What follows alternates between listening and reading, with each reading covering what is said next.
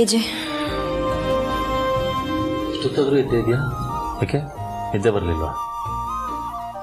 ನಿಮ್ಗೊಂದು ವಿಷಯ ಹೇಳಬೇಕಿತ್ತು. ಅದು ಹೇಳೋವರೆಗೂ ನಂಗೆ ನಿದ್ದೆ ಬರಲ್ಲ ಏಜೆ.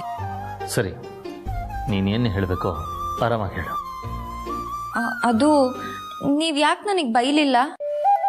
ಸಡನ್ ಆಗಿ ಇಷ್ಟೊತ್ತಿಗೆ ಬಂದ್ಬಿಟ್ಟು ಯಾಕೆ ಬೈಲಿಲ್ಲ ಅಂದ್ರೆ ನಾನು ಏನು ತಿಳ್ಕೊಳ್ಳಿ? ಆರೋಗ್ಯ ಸರಿ ಇದೆ ತಾನೆ? ನಾನು ಆರೋಗ್ಯವಾಗೇ ಇದ್ದೀನಿ ಏಜೆ. ಆದರೆ ನೀವ್ಯಾಕೆ ನನಗೆ ಬೈಲಿಲ್ಲ? ಅಟ್ಲೀಸ್ಟ್ ನಿಂಗೆ ಬುದ್ಧಿ ಇಲ್ವಾ? ನಿಂಗೆ ತಲೆ ಕೆಟ್ಟಿದ್ಯಾ? ಮೆಂಟ್ಲಾ ನೀನು? ನಿನ್ನಿಂದ ನಂಗೆ ಎಷ್ಟೊಂದು ತೊಂದರೆ ಆಯಿತು ಅಂತ ಬೈಬೋದಿತ್ತಲ್ವಾ? ನೋಡು, ಈಗಾಗಲೇ ತುಂಬ ಲೇಟ್ ಆಗಿದೆ. ಹಬ್ಬ ಅಂತ ಎಲ್ಲರೂ ಓಡಾಡಿ ಸುಸ್ತಾಗಿ ಮಲಗಿದ್ದಾರೆ. ಸುಮ್ಮನೆ ಡಿಸ್ಟರ್ಬ್ ಆಗುತ್ತೆ. ಏನೇನೋ ಮಾತಾಡಬೇಡ. ಏನು ವಿಷಯ ಅದನ್ನು ಹೇಳು. ಆಯಿತು, ಅಟ್ಲೀಸ್ಟ್ ನೀವು ನಂಗೆ ಬೈಲಿಲ್ಲ ಅಂದರೂ ಪರವಾಗಿಲ್ಲ. 2 ಡೇಟ್ ಹೊಡೆದಾದ್ರೂ ಹೊಡೆದ್ಬಿಡಿ. ಇಲ್ಲ, ನೀನು ಏನು ಹೇಳ್ತಿದ್ಯಾ ಅರ್ಥ ಆಗ್ತಾ ಇಲ್ಲ. ದಯವಿಟ್ಟು ನೇರವಾಗಿ ವಿಷಯ ಬಾ. ಹೇಳ್ತೀನಿ. ನೀವು ನನ್ನ ಮನೆಗೆ ಬಿಟ್ರ ನನಗಲ್ಲಿ ಇರೋದಕ್ಕೆ ಆಗಲಿಲ್ಲ. ಅದಕ್ಕೆ ಹಠ ಮಾಡಿ ನಿಮ್ಮನ್ನ ಕರೆಸಿದ್ದು. ಕಾರಲ್ಲೂ ಬೈಲಿಲ್ಲ, ಮನೆಗೆ ಬಂದಮೇಲೂ ಏನೂ ಹೇಳಲಿಲ್ಲ. ನೀವು ಆರಾಮಾಗೇ ಇದ್ದೀರಾ? ಯಾಕೆ ನಾನು ಆರಾಮಾಗಿದ್ದರೆ ನಿಂಗೆ ಪ್ರಾಬ್ಲಮ್ಮಾ? ಇಲ್ಲ, ನೀವು ಆರಾಮಾಗೇ ಇರಬೇಕು. ನಾನು ವಾಪಸ್ ಬರ್ತೀನಿ ಅಂತ ಹಠ ಮಾಡಿದ್ನಲ್ಲ, ಅದಕ್ಕೆ ನೀವೇನಾದರೂ ಅನ್ಕೊಂಡ್ರೇನು ಅಂತ ಕೇಳಕ್ಕೆ ಬಂದೆ ಅಜಯ್. ಕೆಲವು ಸತಿ ನಾವು ಚಿಕ್ಕ ಚಿಕ್ಕ ವಿಚಾರಗಳನ್ನ ಮರ್ತು ಬಿಡ್ತೀವಲ್ಲ. ನಾನೊಂದು ಎಕ್ಸಾಂಪಲ್ ಹೇಳ್ತೀನಿ ಕೇಳು. ಒಂದು ಮಗುನ ತಾಯಿ ಬೆಳೆಸ್ತಾಳೆ. 4 ವರ್ಷ ಆದಮೇಲೆ ಆ ಮಗುನ ಕರ್ಕೊಂಡೋಗಿ ಸ್ಕೂಲಿಗೆ ಸೇರಿಸಿದಾಗ ಮಗು ಸ್ಕೂಲ್ಗೆ ಹೋಗಲ್ಲ ಅಂತ ಹಠ ಮಾಡುತ್ತೆ. ಅದೇ ಮಗು ಒಂದಷ್ಟು ದಿನ ಸ್ಕೂಲ್ಗೆ ಹೋದ್ಮೇಲೆ ನಾ ಸ್ಕೂಲ್ಗೆ ಹೋಗಬೇಕು ಅಂತ ಹಠ ಮಾಡುತ್ತೆ. ಆ ಥರ ಹಠ ಮಾಡೋ ಒಂದು ಪುಟ್ಟು ಲೀಲಾನ್ ನೋಡಿದೆ ನಾನು.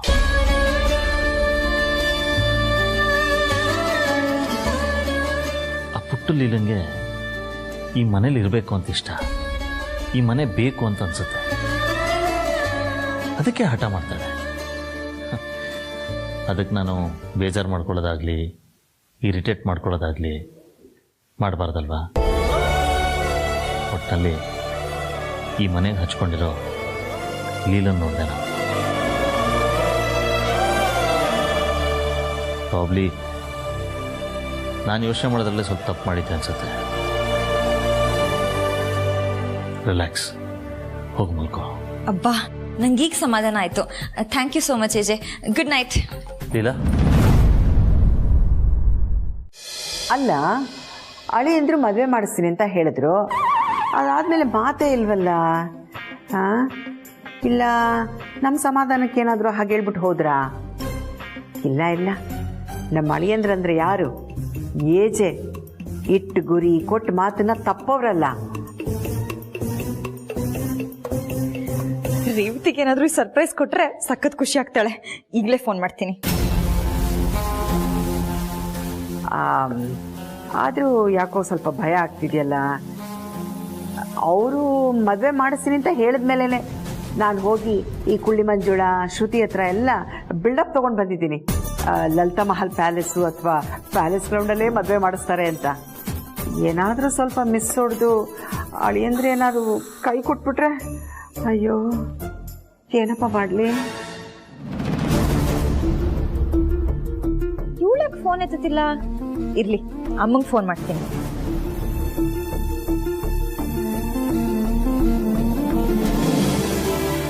ಅರೆ, ಅಳಿಯಂದ್ರನ್ನೇ ನೆನೆಸ್ಕೊಂಡ್ರೆ ನಮ್ಮ ಲೀಲಾ ಫೋನ್ ಮಾಡಿಬಿಟ್ಟಿದ್ದಾಳಲ್ಲಪ್ಪ.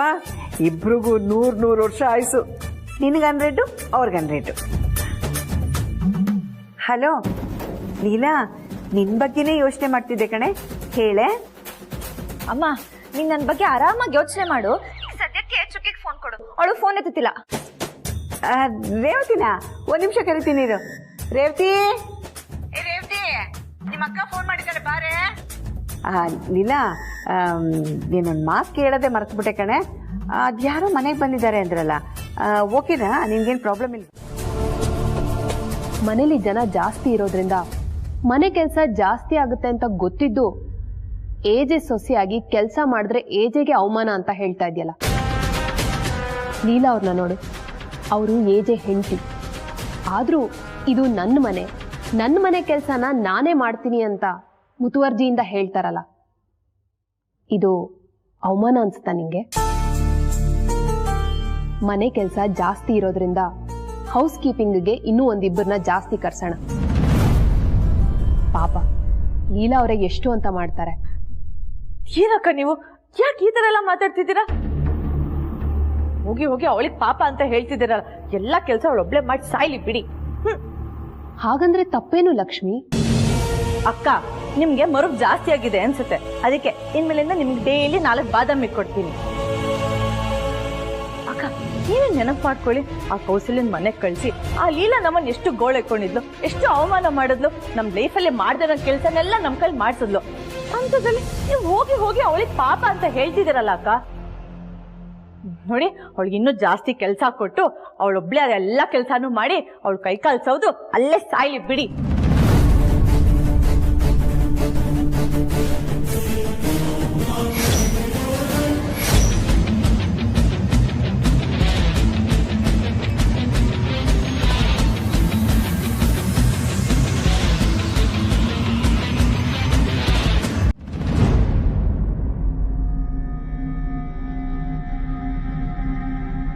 ವಿಷಯ ಅದ್ಯಾವುದೂ ಅಲ್ಲ. ಒಂದ್ ನಿಮಿಷ ನನ್ನ ಮಾತು ಕೇಳು. ಮನೇಲಿ ತುಂಬಾ ಕೆಲಸ ಇದೆ ಅಂತ ನನಗೆ ಗೊತ್ತು. ಎಲ್ಲ ಕೆಲಸನೂ ನೀನೊಬ್ಳೆ ಮೈಮೇಲೆ ಹೇಳ್ಕೊಂಡು ಮಾಡಬೇಡ. ಅದಕ್ಕೆ ಅಂತ ನಾನು ಬೇರೆ ವ್ಯವಸ್ಥೆ ಮಾಡಿದ್ದೀನಿ.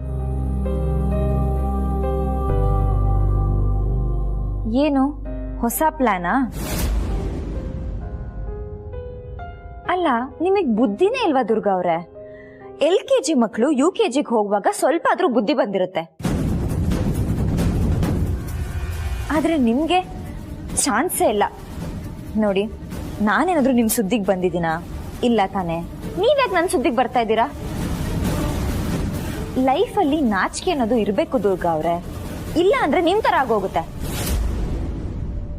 ಒಂದಾದ್ಮೇಲೆ ಒಂದು ಪ್ಲಾನ್ ಮಾಡೋದು, ಅದು ಫ್ಲಾಪ್ ಆಗೋದು ಆಗ್ತಾನೇ ಇರುತ್ತೆ. ಪ್ಲೀಸ್, ನಾನು ಹೇಳೋದನ್ನ ಸ್ವಲ್ಪ ಸಮಾಧಾನವಾಗಿ ಕೇಳು. ಹಲೋ, ನಿಮ್ ವಿಷಯದಲ್ಲಿ ನಿಧಾನ ಸಮಾಧಾನ ಎರಡೂ ಮಾಡಲ್ಲ. ಏನೋ ತುಂಬಾ ಒಳ್ಳೆಯವರು ಅಂತ ಪೋಸ್ಟ್ ಕೊಡ್ಕೊಂಡು ಬಂದ್ಬಿಟ್ರು. ನೀವ್ ಮಾಡೋದೆಲ್ಲ ನಾನು ಸಹಿಸ್ಕೊಳ್ಳೋಕೆ ಹಳೆ ಲೀಲಾ ಅಲ್ಲ, ನಾನು ಹೊಸ ಲೀಲಾ, ಲೀಲಾ ಪ್ರೋ ಮ್ಯಾಕ್ಸ್. ಯಾಕೆಂದ್ರೆ ನಿಮ್ಮ ಅಕ್ಕ ಬಾವನ್ಗೆ ನಿಮ್ಮ ಮೇಲೆ ತುಂಬಾ ಲವ್. ಅವರು ಪ್ರೀತಿಯಿಂದ ಏನಾದರೂ ಕೊಡ್ತಾರೆ, ನೀನು ಬೇಡ ಅಂತೀಯಾ, ಅವ್ರಿಗೆ ಬೇಜಾರಾಗುತ್ತೆ ಅಲ್ವಾ? ಅದಕ್ಕೋಸ್ಕರ ಅವ್ರು ಏನು ಕೊಟ್ಟರು ಈಸ್ಕೊ.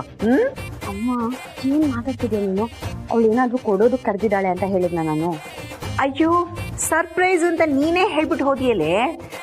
ಮೋಸ್ಟ್ಲಿ ನಿನ್ನ ಮದುವೆ ವಿಷಯಕ್ಕೆ ಏನಾದರೂ ಕೊಡಕ್ಕೆ ಕರೆದಿರ್ತಾರೆ ಅನ್ಸುತ್ತೆ.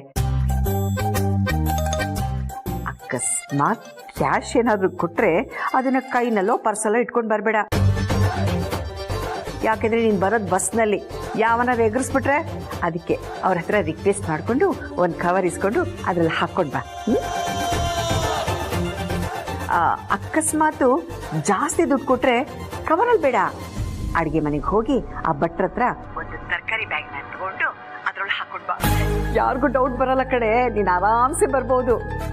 ಒಂದು ವೇಳೆ ಏನಾದರೂ ಒಡವೆ ಏನಾದರೂ ಕೊಟ್ಟರೆ ನನಗೆ ಫೋನ್ ಮಾಡು, ನಾನೇ ಆಟೋ ಮಾಡ್ಕೊಂಡು ಬರ್ತೀನಿ, ಇಬ್ರು ಜೋಪಾನವಾಗಿ ಬರೋಣ. ಅಮ್ಮ, ಯಾಕಮ್ಮ ಹೀಗೆ ಮಾಡ್ತೀಯಾ? ಅಯ್ಯೋ, ನಾನು ಕರೆಕ್ಟಾಗೆ ಮಾತಾಡ್ತಾ ಇದ್ದೀನಿ ನೋಡು. ಚೆಕ್ ಏನಾದರೂ ಕೊಟ್ಟರೆ ಅದನ್ನು ಮಡಿಚ್ಕೊಂಡು ಗಿಡಿಚ್ಕೊಂಡು ತರಬೇಡ. ಒಂದು ನೋಟ್ಬುಕ್ ಇಸ್ಕೊಂಡು ಅದರಲ್ಲಿ ಇಟ್ಕೊಂಡು ಬಾ. ನಾನು ಬೇಕಾದ್ರೆ ಕ್ಯಾಶ್ ಮಾಡಿಸ್ಕೋತೀನಿ, ನೋ ಪ್ರಾಬ್ಲಮ್. ಅಮ್ಮ, ದಯವಿಟ್ಟು ಫೋನ್ ಇಡು, ನಾನು ಆಮೇಲೆ ಕಾಲ್ ಮಾಡ್ತೀನಿ. ರೇವತಿ, ಹೋಗ್ಲಿ, ನಾನು ಹೇಳಿದ್ದನ್ನ ಕೇಳಿಸ್ಕೊಳೆ. ನಾನು ಹೇಳಿದ್ದನ್ನೆಲ್ಲ ಮರಿಬೇಡ, ನೀಟಾಗಿ ಎಲ್ಲ ತಗೊಂಡು ಬಾ. ಹಾಂ, ಹಲೋ. ಅಂದ್ಕೊಂಡದು ದೇವ್ರೆ, ನಾನು ಅಂದ್ಕೊಂಡಿದ್ನಲ್ಲ ಅದಕ್ಕಿಂತ ಹೆಚ್ಚಾಗಿ ಅವಳು ತರಂಗ್ ಮಾಡಪ್ಪ ಪ್ಲೀಸ್.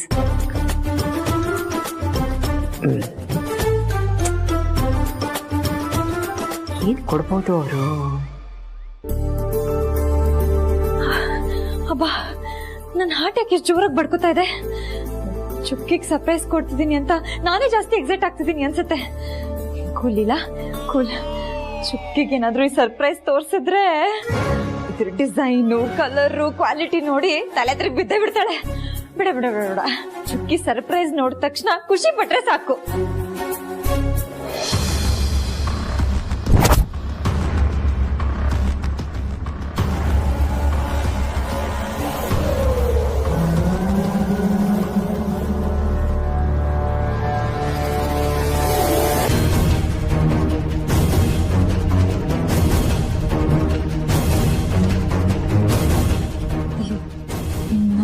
ಇದನ್ನ ಅಂತರ ಅಕ್ಕಂಗೆ ತೋರಿಸ್ಬೇಕು.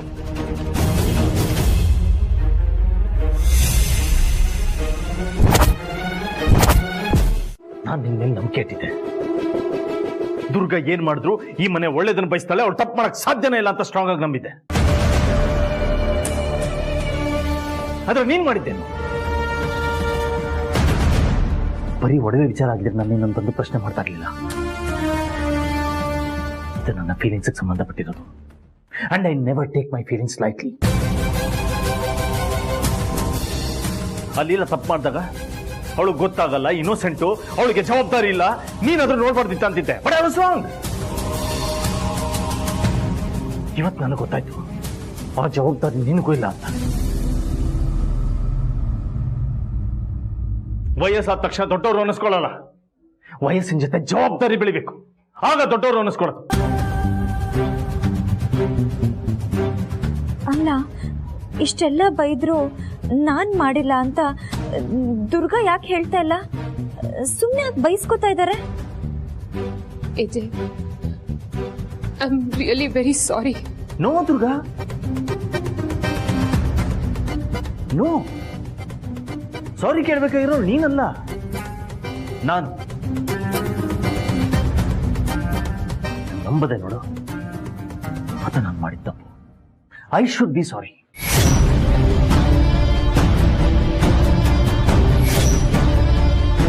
ಹೇಳು, ಆ ಜ್ಯುವೆಲ್ಲರಿ ರೇವತಿಗೆ ತಂದಿತ್ತು ಅಂತ ನೀ ಹೇಗೆ ಅನ್ಕೊಂಡೆ?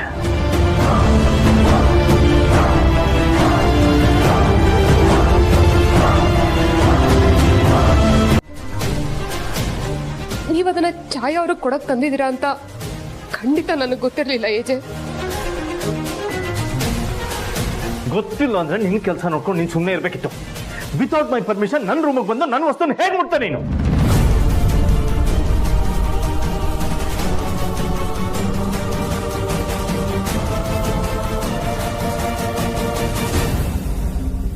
ನಂಬಿಕೆ ಕನ್ನಡಿ ಎರಡು ಒಂದೇ. ಕನ್ನಡಿ ಹೊಡೆದ್ರೆ ಮತ್ತೆ ನೀನು ಅರೇಂಜ್ ಮಾಡ್ಬೋದು,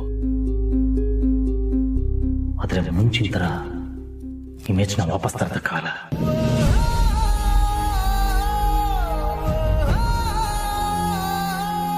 ನಂಬಿಕೆನೂ ಹಾಗೆ. You literally broke my trust.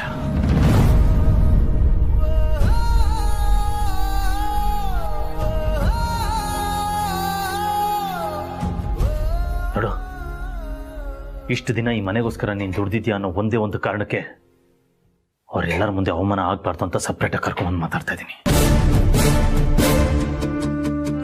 ಇದ್ದೇ ಕೊನೆ.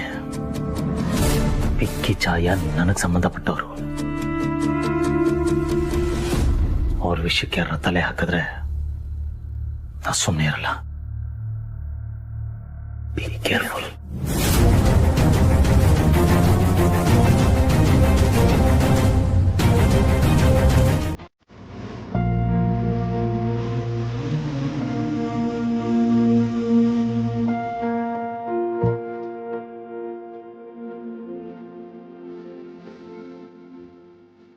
ಅಕ್ಕ,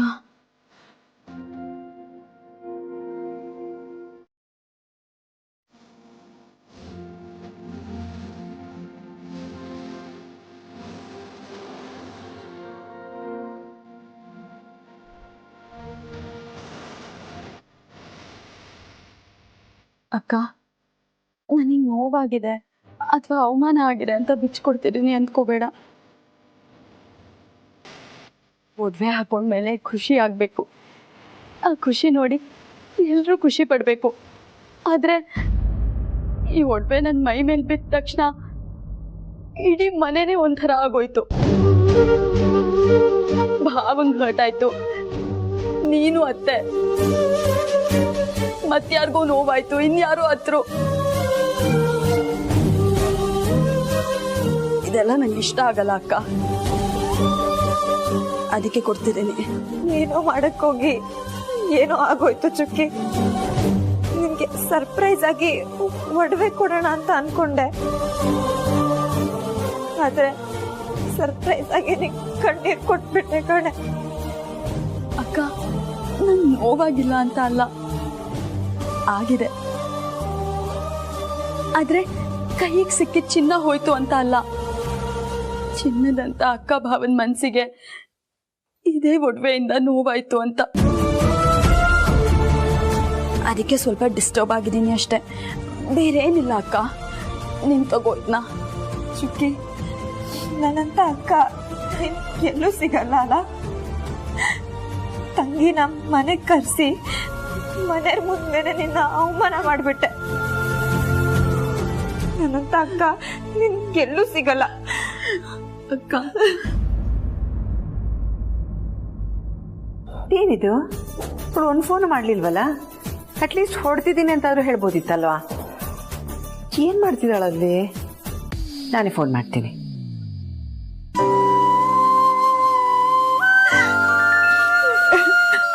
ಅಕ್ಕ, ಅಮ್ಮ.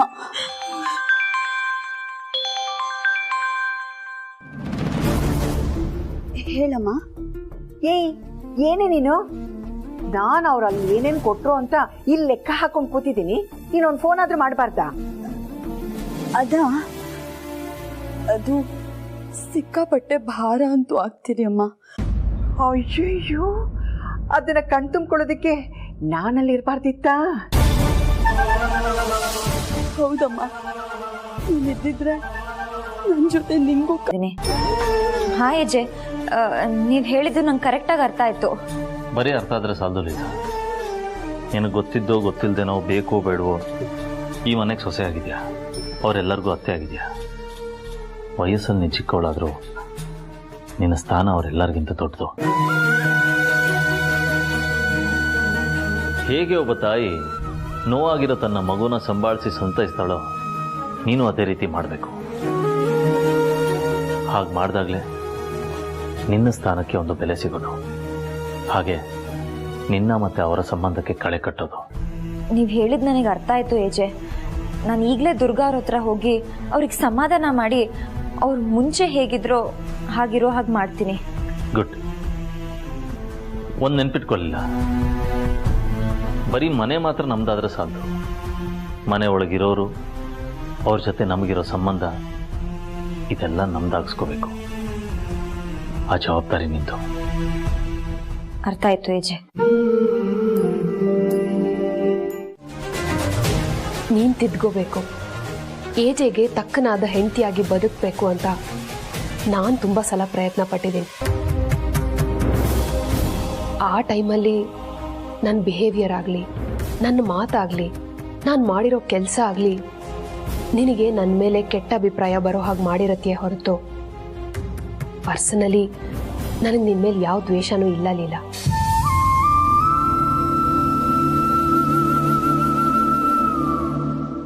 ಇದಕ್ಕೂ ಮೀರಿ ನನ್ನಿಂದ ನಿನಗೆ ತುಂಬ ಹರ್ಟ್ ಆಗಿದೆ ಅಂತ ಅನ್ಸಿದ್ರೆ I am sorry. I am really really sorry.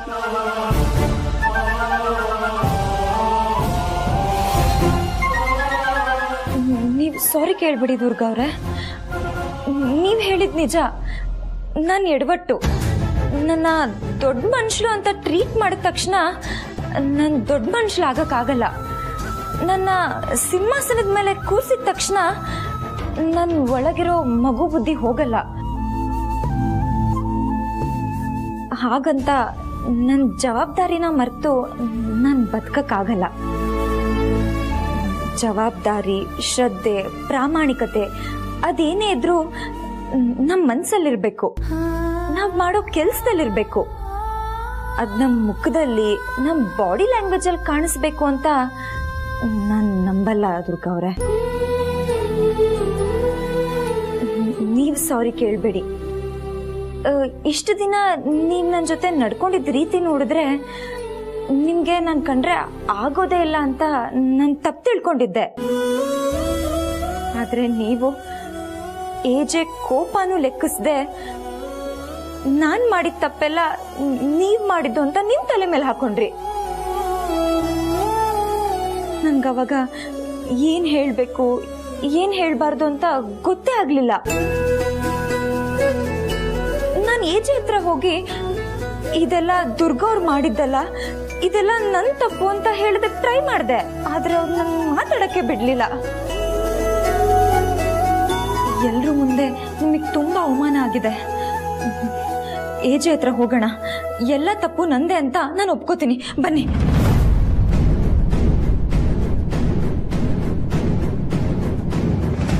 ಬೇಡ ಲೀಲಾ, ಇದನ್ನ ಯಾರ ಹತ್ರನೂ ಹೇಳೋದು ಬೇಡ.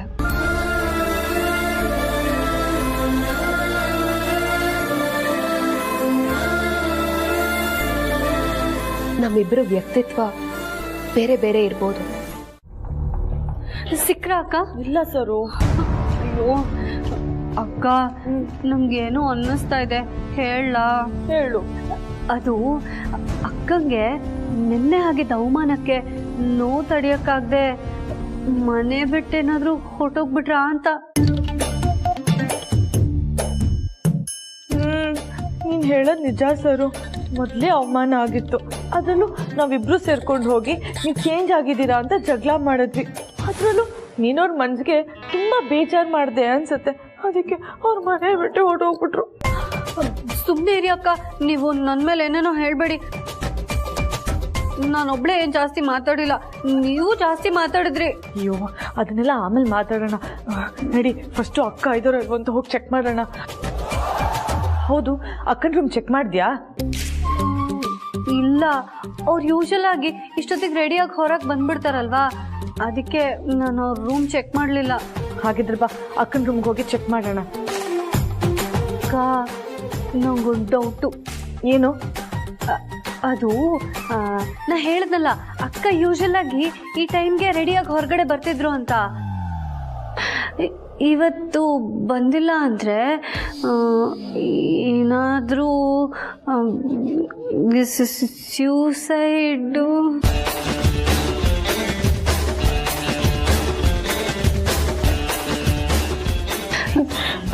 ಅಯ್ಯೋ, ಹೆದರ್ಸ್ಬೇಡ ಸರು. ನೋಡು, ಫಸ್ಟ್ ಮಾತಾಡೋದು ಬಿಟ್ಟು ರೂಮ್ಗೆ ಹೋಗಿ ಚೆಕ್ ಮಾಡೋಣ. ನೋಡಿ.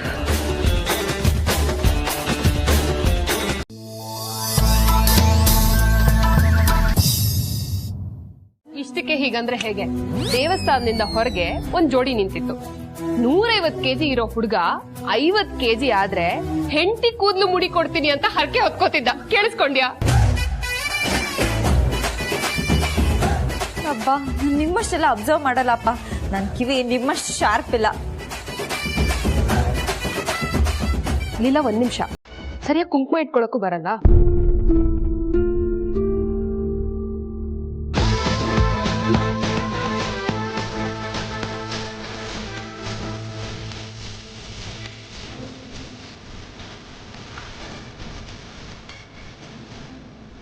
ಥ್ಯಾಂಕ್ ಯು ದುರ್ಗಾ ಅವರೇ. ಇಲ್ಲಿ ಡಸ್ಟ್ಬಿನ್ ಎಲ್ಲಿದೆ? ಡಸ್ಟ್ಬಿನ್ ಹಿಂದಿರ್ಬೋದು, ತಗೊಂಡ್ ಬರ್ತೀನಿ. ತರೋದೇನು ಬೇಡ, ನೀನ್ ಥ್ಯಾಂಕ್ಸ್ ನ ತಗೊಂಡೋಗಿ ಆ ಡಸ್ಟ್ಬಿನ್ಗೆ ಹಾಕು ಸಾಕು. ನೀವು ಇಷ್ಟು ಚೆನ್ನಾಗಿ ಮಾತಾಡ್ತೀರಾ ಅಂತ ನಂಗೆ ಗೊತ್ತೇ ಇರಲಿಲ್ಲ. ನನಗೂ ಅಷ್ಟೇ, ನೀನ್ ಇಷ್ಟು ಬೇಗ ನನ್ನ ಅರ್ಥ ಮಾಡ್ಕೋತೀಯ ಅಂತ ನಾನು ಅನ್ಕೊಂಡಿರ್ಲಿಲ್ಲ.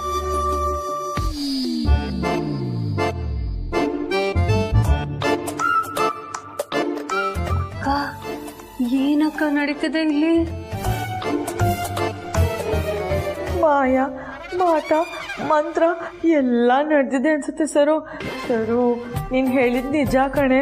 ಪಕ್ಕಾ ಮಾಟ ಮಂತ್ರ ಮಾಡಿಸಿದಾಳೆ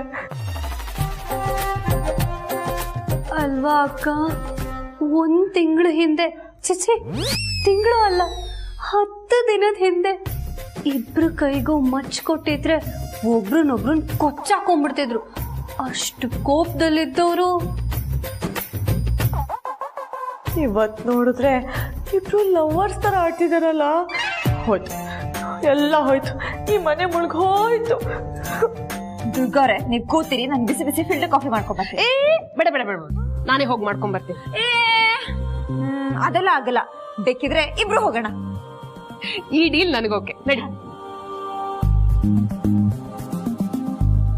ಅಯ್ಯೋ ಅಯ್ಯೋ ಅಯ್ಯೋ ಅಯ್ಯೋ ಅಯ್ಯೋ ಅಯ್ಯೋ ಅಕ್ಕ, ನನ್ ಕಣ್ ಕಿತ್ಕೊಂಡ್ಬಿಡಿ ಅಕ್ಕ. ಅಯ್ಯೋ ದೇವ್ರೆ, ನನ್ನ ಮೇಲ್ ಕರ್ಕೊಂಡ್ಬಿಡಪ್ಪ. ಇದನ್ನೆಲ್ಲ ನೋಡ್ಕೊಂಡು ಬದುಕಿರೋ ಶಕ್ತಿ ನನಗೆ ಮಾತ್ರ ಇಲ್ಲ. ಅಯ್ಯೋ ಇಲ್ಲ ಅಕ್ಕ, ಇದು ನಾವ್ ಅನ್ಕೊಂಡಿರೋ ಅಷ್ಟು ಈಸಿ ಅಲ್ಲ. ನಾವು ಮೊದ್ಲು ಹೋಗಿ ದುರ್ಗಾ ಅಕ್ಕನ ಹತ್ರ ಮಾತಾಡ್ಬೇಕು. ಅವಾಗ್ಲೇ ನಮ್ಗೆ ಇದಕ್ಕೊಂದು ಉತ್ತರ ಸಿಗೋದಕ್ ಸಾಧ್ಯ. ಇಲ್ಲ ಅಂದ್ರೆ ನಾವಿಬ್ರು ಸೈಡ್ ವಿಂಗ್ ಅಲ್ಲಿ ಇರ್ತೀವಿ. ಆ ಗ್ಯಾಪ್ ಅಲ್ಲಿ ಯಾರ್ಯಾರೋ ಬಂದು ಹೀರೋಗಳಾಗ್ಬಿಡ್ತಾರ ಅಷ್ಟೇ.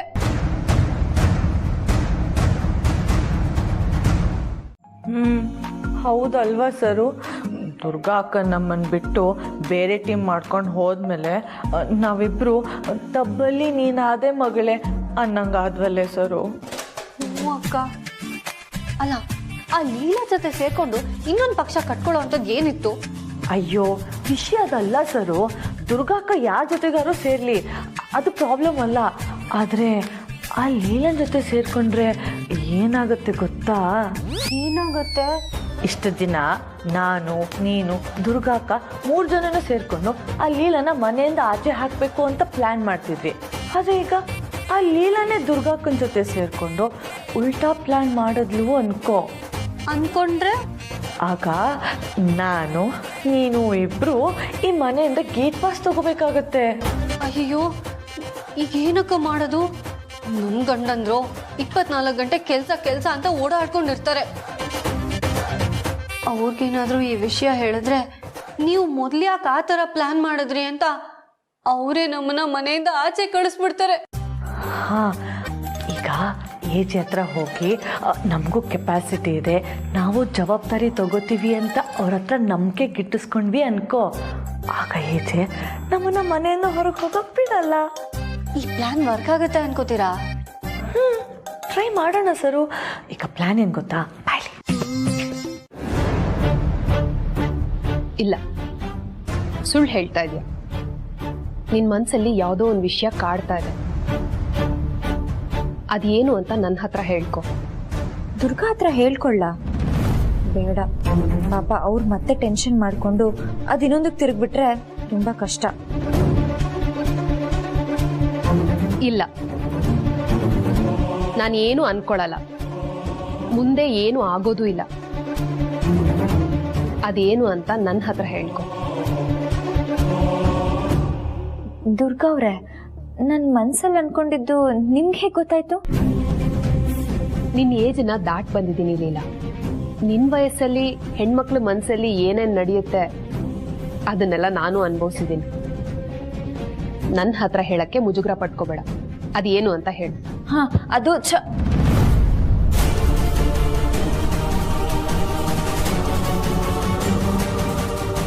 ಬೇಡ ಬಿಡಿ, ನಾನು ಅನುಭವಿಸ್ತಿರೋದೇ ಸಾಕು. ಇನ್ನು ಅದನ್ನ ನಿಮಗೆ ಹೇಳಿ ನೀವು ಅನುಭವಿಸೋದೇನು ಬೇಡ. ನಾನೇ ಹೇಗೋ ಮ್ಯಾನೇಜ್ ಮಾಡ್ಕೋತೀನಿ. ಒತ್ತಾಯ ಇಲ್ಲ. ನಿನಗೆ ಯಾವತ್ತು ಹೇಳಬೇಕು ಅಂತ ಅನ್ಸುತ್ತೋ ಅವತ್ತು ಬಂದು ನನ್ನ ಹತ್ರ ಹೇಳ್ಕೊ. ಆದರೆ ಒಂದು ಮಾತು ನೆನ್ಪಿಟ್ಕೊ, ಗಂಡ ಹೆಂಡತಿ ಅನ್ಯೋನ್ಯವಾಗಿದ್ರೆ ನಿಮಗೆ ಬರೋ ಪ್ರಾಬ್ಲಮ್ಸು ಅರ್ಧಕ್ಕರ್ಧ ಸಾಲ್ವ್ ಆಗೋಗುತ್ತೆ. ನೀವಿಬ್ರು ಚೆನ್ನಾಗಿದ್ರೆ ನಿಮ್ಮನ್ನ ಯಾರೂ ಏನೂ ಮಾಡೋಕ್ಕಾಗಲ್ಲ. ಅದಕ್ಕೂ ಮೀರಿ ಏನಾದರೂ ಆದರೆ ನಿನಗೆ ನಾನಿದ್ದೀನಿ. Don't worry.